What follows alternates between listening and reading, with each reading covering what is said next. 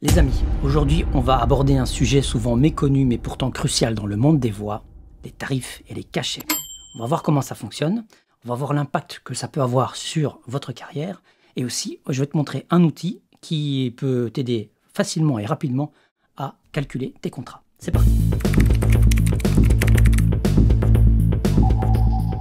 Comment ça fonctionne? Dans le doublage et la voix off, ça fonctionne déjà pas pareil. Dans le doublage, on a des tarifs qui sont conventionnés à la ligne, c'est bien précis. Et donc, du coup, tout le monde connaît les prix, sauf si tu ne fais pas partie du domaine. Mais voilà, on n'a pas de mauvaises surprises, on a plutôt de bonnes surprises, en général. Ça dépend du lignage. Je vais y revenir plus tard. Dans les voix off, par contre, c'est un peu plus la jungle. Il y a des grilles et on a des idées de tarifs, mais chacun peut un peu pratiquer ce qu'il veut, surtout s'il est indépendant, on va dire c'est un peu la foire à l'expérience, la qualité du travail, le comment c'est fait, etc. Mais bon, si tu pratiques tout et n'importe quoi, tu vas jamais vraiment avoir quelque chose de cohérent et tu peux foirer des prestations. Donc tu vas rater les contrats. Tu peux perdre en crédibilité si tu donnes pas les tarifs corrects. Soit tu es trop haut, soit c'est trop bas et tu n'es pas pris au sérieux. Et donc, ou alors, tout simplement, c'est pas rentable pour toi, c'est pas bon. Et c'est jamais bon même d'essayer de casser la concurrence pour dire «Ah, moi je suis pas cher» et c'est de se tirer une balle dans le pied et dans le pied de la profession à long terme, de toute façon. Donc, voilà pourquoi il est intéressant de t'intéresser justement aux bons tarifs. Et pour ça, eh bien, il y a une solution. Alors, dans le doublage, j'ai dit les tarifs sont conventionnés, mais également, dans les voix, il y a moyen de trouver des références. Il y en a une que j'ai trouvée assez rapidement. On va sur Google, on tape tarif minimum doublage, et tu vois, ici, il y a lesvoix.fr, barème indicatif des salaires d'usage. Et tu vas tomber sur ce document. Alors, ça, c'est constaté en 2015, mais ça donne quand même une idée, tu vois, de publicité radiodiffusion nationale, minima d'usage, voilà, prestation pour une séance d'enregistrement, 400 € brut. C'est le tarif maquette si l'enregistrement n'est pas diffusé, voilà. Et tu verras comme ça tous les tarifs qui sont déjà quand même bien spécifiques. Donc, inspire-toi de ça, ce sera tout bénef pour tes voix. Maintenant, en doublage, c'est pareil. On a un autre document ici, c'est SFA-CGT doublage. Là, c'est conventionné, c'est-à-dire que les studios se sont mis d'accord pour payer leur personnel, donc les comédiens de doublage, un tarif minimum. Donc, en dessous de celui-là, on ne peut pas engager. Et là, tu vas tomber sur ce document. Attention, tu vois, il est un petit peu vieux, donc il faudra indexer les prix. Mais ça donne aussi une idée, tu vois. Par exemple, une exploitation cinéma. Ici, première catégorie, eh bien, de 1 à 6 lignes. On fait des forfaits comme ça, tu vois. Une demi-journée, un seul rôle, voilà, tu es à 112. Deuxième catégorie, si tu avais de 15 à 29 lignes, une demi-journée aussi, maximum de rôles. Tu peux faire aussi des ambiances, tu es à 215, etc. Et ça te donne, tu vois, une idée bien précise de combien tu peux, tu vois, où tu vas avoir selon ce que tu vas prester. D'ailleurs, petite question, à votre avis, est-ce qu'un comédien de doublage débutant qui va prester 29 lignes pour une demi-journée, là, la deuxième catégorie, est-ce qu'il va gagner moins ou est-ce qu'il va gagner plus qu'un comédien qui a beaucoup d'expérience dans le doublage et qui va aussi prester 29 lignes, à ton avis? Sans surprise, ils vont gagner exactement la même chose. Si tous les deux prestent exactement le même nombre de lignes, pour une demi-journée, eh bien, ils vont gagner tous les deux 215,43 €. Je me base sur cette référence-là, c'est peut-être un peu plus. Donc, on n'a pas de différence, tu vois, parce que tu as plus d'expérience dans le doublage. La différence qui va jouer, c'est que le comédien qui a plus d'expérience, il va pas juste venir pour 29 lignes. Bien souvent, il va faire beaucoup plus. Et c'est comme ça que, du coup, tu vois, il sera au moins à 44 lignes, voire plus, et il va monter. Donc voilà pourquoi un comédien de doublage avancé gagnera plus qu'un comédien débutant. Mais à lignage égal, eh ben, on a vraiment le même salaire.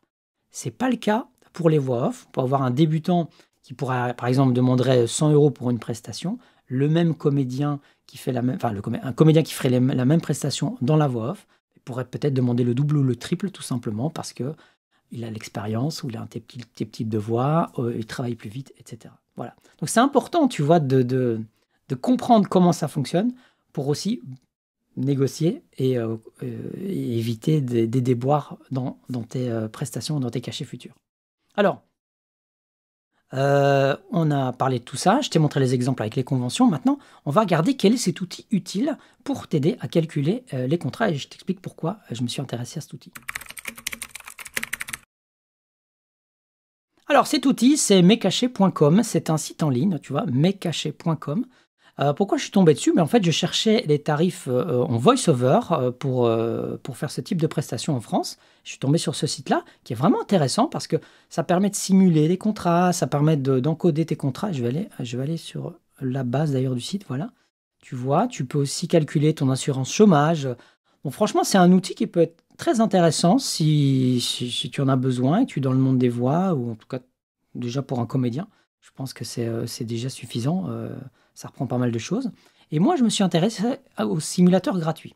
Je devais du coup pouvoir calculer combien on allait me payer pour une journée, tu vois, parce que je dois aller en studio pour faire un voice-over. Et donc, je suis tombé sur cet outil-là. Tu vois, il y a doublage et documentaire. Donc, attention que doublage, c'est particulier, on parle ici de voice-over plutôt. On parle aussi d'un produit non cinéma, tu vois, donc ça ne passe pas en salle. Par contre, ce qui était intéressant, c'est que tu vois, accord national professionnel, on parle de... attends, je vais remettre là. Voilà, c'est celui du 1er janvier 2023. Alors, je n'ai pas trouvé ce document-là, mais au moins, on est basé sur ces tarifs-là. Donc ça, c'est intéressant. Première exploitation, oui, c'est une chaîne à forte audience. On t'explique que c'est TF1, France 2, France 3, Canal+, France 5, Arte et M6. Une de celles-là ou toutes. Donc moi, c'est le cas. Ensuite, catégorie, tu vas dire si tu fais le narrateur ou une voix superposée. Moi, ce sera plutôt la voix superposée. Puis le nombre de lignes. Bon, imaginons, tu as 450 lignes.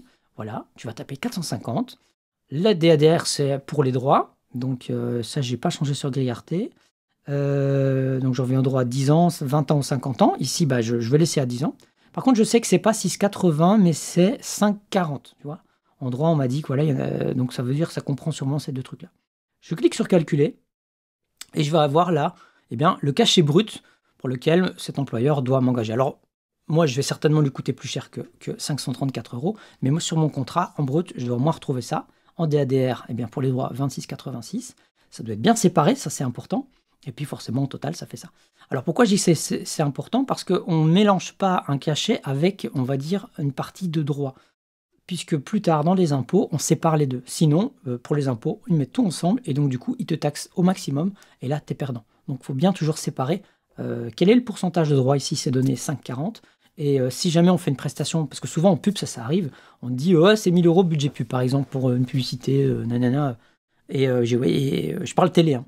Sur le pavois. Et je dois toujours demander derrière, mais à quoi correspond quoi? C'est quel est le salaire, quels sont les droits, tu vois? Et souvent, ils mélangent tout, je sais pas, ils bisbouillent, et voilà. Donc ici, c'est clair.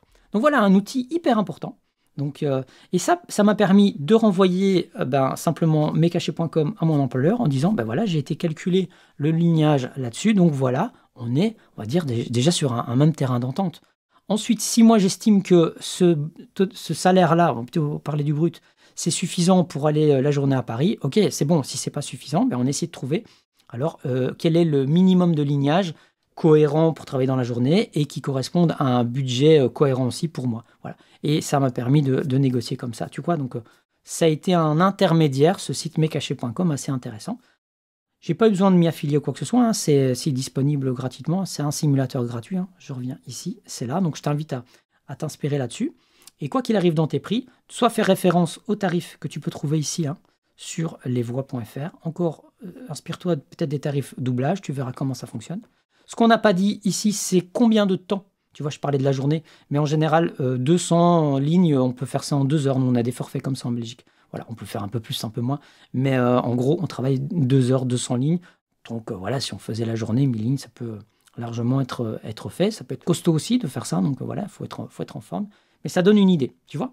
Voilà, donc je t'ai résumé les points clés. Donc tu vois, tu comprends pourquoi c'est important de pratiquer les bons tarifs. Ça va te donner déjà plus d'assurance et cohérence et surtout de la crédibilité. Et enfin, tu vois un petit peu comment tu peux évoluer dans ce monde-là, si c'est pourtant intéressant ou si au contraire, tu dois recalculer des prix. J'espère que ça t'a aidé. Alors, n'hésite pas à partager cette vidéo, bien sûr, et me rejoindre sur mon canal Telegram et ma newsletter si tu veux découvrir et en savoir plus sur le monde des voix et ses secrets. Donc, il suffit de t'abonner en cliquant sur le lien qui se trouve juste en bas dans la description. Et moi, je te dis à bientôt pour de nouvelles vidéos. Ciao, ciao!